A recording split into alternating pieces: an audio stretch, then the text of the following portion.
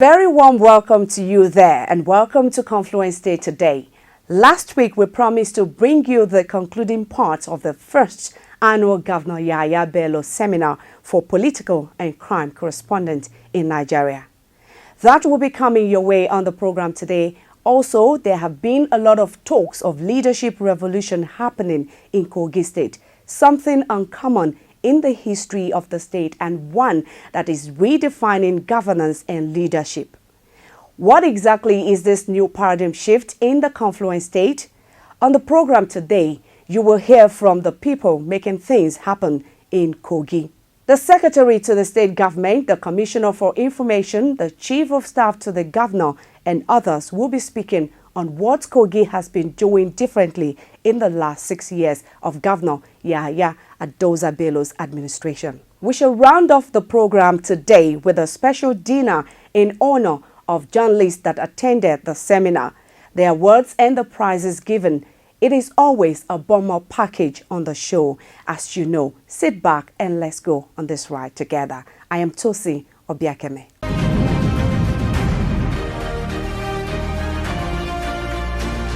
Many have said the Nigerian youths are not ready for leadership positions and don't have what it takes to be a leader. This probably explains why a very small percentage of the youth occupy leadership positions in Nigeria. But Kogi State is proving that this assertion is not true. Governor Yahaya Bello in the last 6 years has assembled a team of young men and women to critical positions to pilot the affairs of the state. And this team has not disappointed. Young men and women full of energy, ideas, creativity, and passion are helping Kogi State achieve what was considered impossible by many. At the first annual GYB seminar for political and crime correspondents held in Abuja, some of these bright minds spoke to journalists on how governance is taking a new shape in Kogi State. Dr. Mrs. Folashade Ayoade, the Secretary to the State Government, in her paper, highlights the reforms Kogi State Government has initiated to make the civil service one of the best in the country. She explains that focus, dedication, and support from Governor Yahaya Bello has helped the state reform the civil service in the last 6 years. Before the advent of His Excellency, the essential GYB, the state civil service was bedeviled by a lot of decay. You all agree with me, especially those from Kogi State. When I assumed office as the secretary to the government of the state, as a civil servant is already in me, 23rd of February 2016, I resumed. And the second day, I went to the secretariat, to the state secretariat. Out of inquisitivity, I just went round from one office to the other. And I was shocked, and I was shouting, and they were all asking, where is this woman coming from? Who is this woman? The first 2-3 offices I entered, I saw nursing mothers backing their children, sitting on the table and walking. And I'm like, are you walking here? Is this a crèche or something? I met some other offices, people were putting their legs on the table. Their legs were on the table, and I was asking, are you a civil servant? In fact, I left the secretariat disappointed. And when the reform came, I was very excited about it. Of course, with this kind of attitude, it reduced the efficiency of the machinery of the government. The people that are expected to be competent and be loyal and be doing their job diligently, they were not doing it. And of course, with the determination of His Excellency, a civil service devoid of laziness, lackadaisical attitude to work, and corrupt-free is what we want. Remember, he was also a civil servant. My governor was also a civil servant. And so what he wanted, he had to introduce it in the state. And on the premise of this, a bold step of reforming the civil service in Kogi State started which was one of our 5 points agenda in our first tenure. And this is to ensure that the government machinery for formulating policies and delivery of services perform maximally to deliver the dividends of democracy to the people of Kogi State. The Secretary to the State Government, SSG, also explained steps taken to block leakages in government and increase the revenue of the state. We inherited a huge wage bill. The Honorable Commissioner of Finance will attest to this. When the governor came in, what we were just able to do was to pay salaries. Just pay salaries, nothing. Huge wage bill. In fact, we came in with civil servants that were being owed 4 to 6 months' salaries. We inherited that. The money was not enough, and that was why the last administration had to give us some things to inherit. Of course, huge wage bill inherited. And this can always be attributed to over-bloating of salary wage bill due to over-bloated population of the workforce. In Kogi State, during the screening, when we were doing the reform, a 6-year-old child was on the payroll. Over-bloated population of civil servants.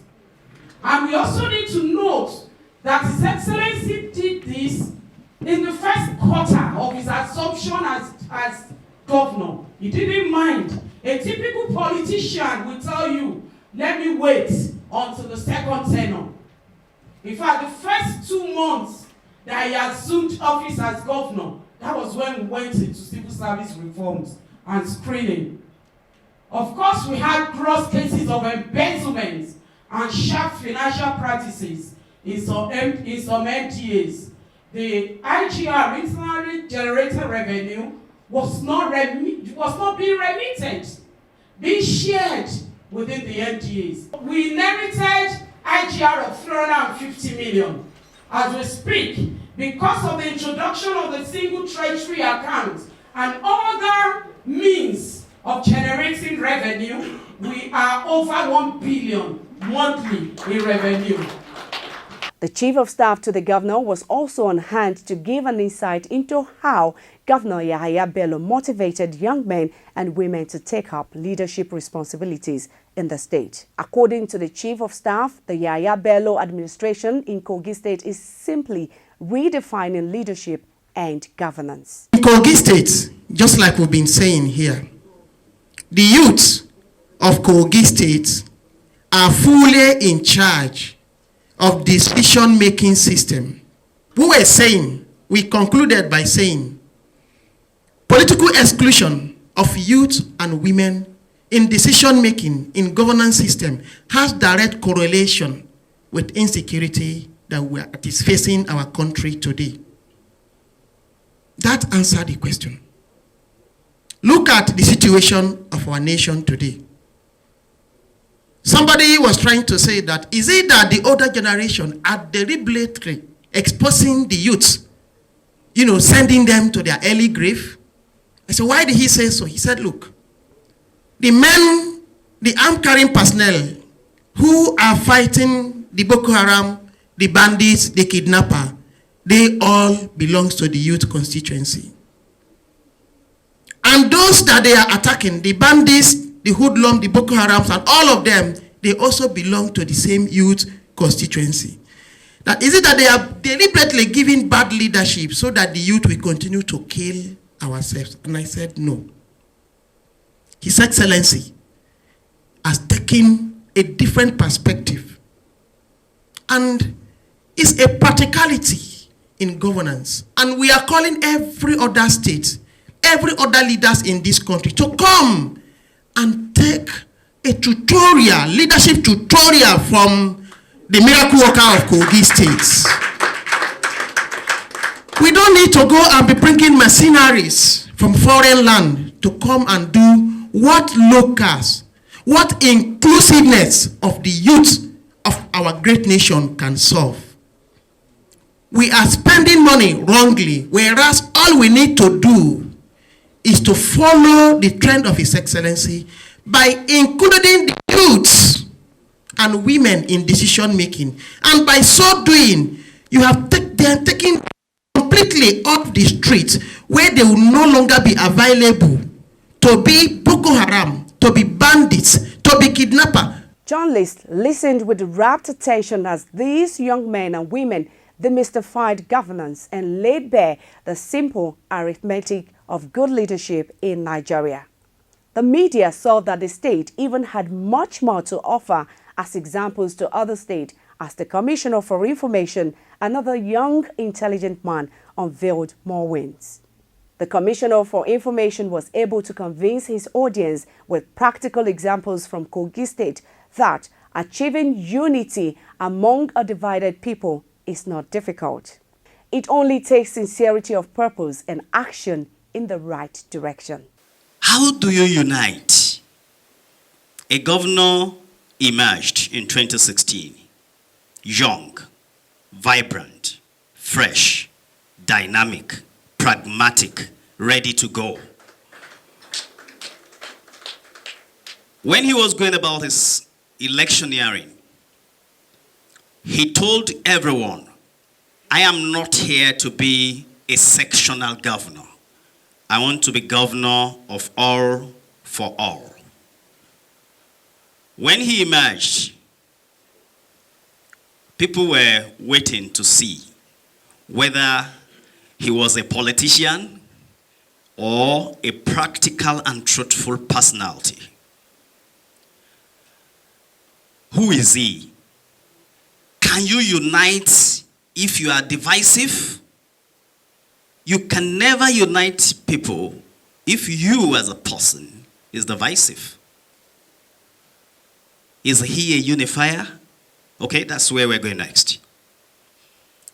He was sworn in at the Conference Stadium on the 27th of January 2016 as the governor. Before he left the place, opinion molders and people who usually determine who becomes what were already waiting at his residence to determine who will be his chief of staff, who will be his SA media, who will be his chief press secretary and other aides. As they were waiting in his house, he left the stadium.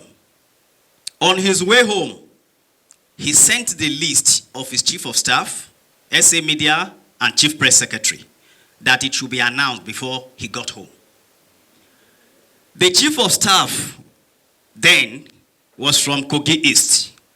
And that was the first time in the history of the state that an elected governor will have a chief of staff not coming from his own senatorial district. His SA media was from Kogi Central. His chief press secretary was from Kogi West.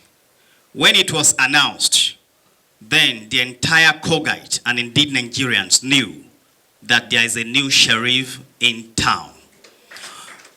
You don't just say it by words, you act it. As a leader, when you are a unifier, you don't have to announce it. You practicalize it. He did.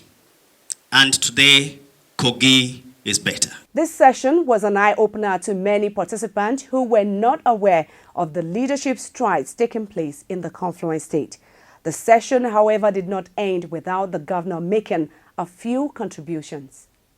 There has been decay in the way we do our things in this country. So we must gradually, we all come off it. Do you know where tribalism starts from? And sectionalism, nepotism, do you know where it starts from?